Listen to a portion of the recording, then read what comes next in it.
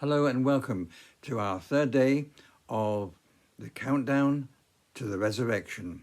It will soon be here, and interesting to see there's so many things that we could bring in as we look at that journey from Palm Sunday through Resurrection Sunday. Yesterday we talked about the temple.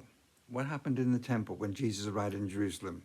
The day before, we spoke about that procession on Palm Sunday itself.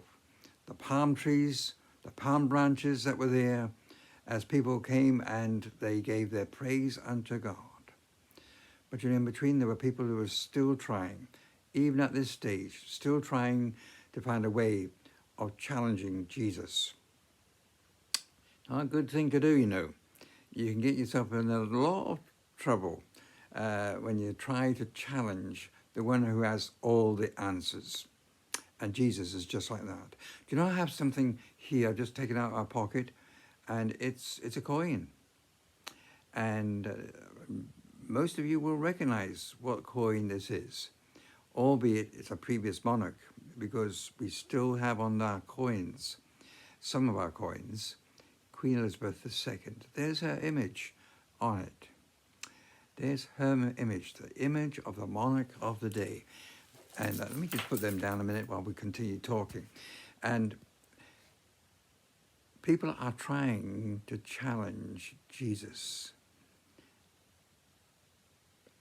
And each time, Jesus passes the test superlatively. So they brought one of these coins. Let me rephrase that. They didn't bring one of the coins until Jesus asked them to.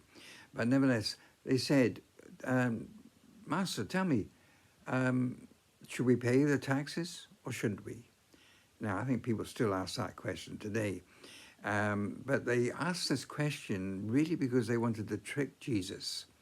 They knew that people didn't want to pay the tax. That's nothing new, is it? People didn't want to pay the tax.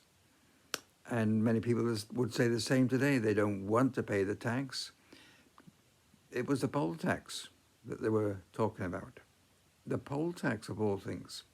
And as they questioned Jesus, they said, do you think people should pay this tax or not? And Jesus said, well, can you bring me a coin? So they brought the coin. Jesus looked at it.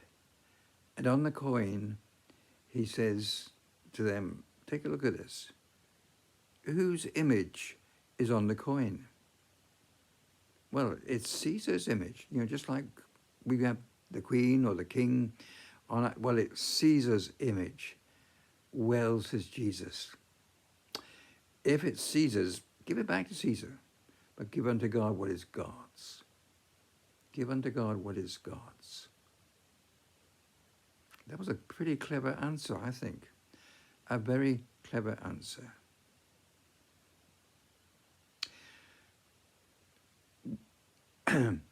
But there's an image that's implanted upon each and every one of us. It's the image of God. The coin has the image of a monarch. In that case, it was the image of Caesar. But the image on our hearts and on our lives is God's image. We were made in the image of God. The Bible's pretty clear on that. We were made in the image of God. Give unto Caesar those things that belong to Caesar. What's got his image on? But hang on. How are we dealing with our own lives? If the image of God is on our lives, if our lives were created in the image of God, then what are we giving to him on our lives? Are we giving him wholly everything that we are, because we are his, wholly his, completely his, the image of God? And that's really the challenge that we still have today. We can talk about all the material things, but the real question is, what are we doing with our lives? Are we giving our lives to God?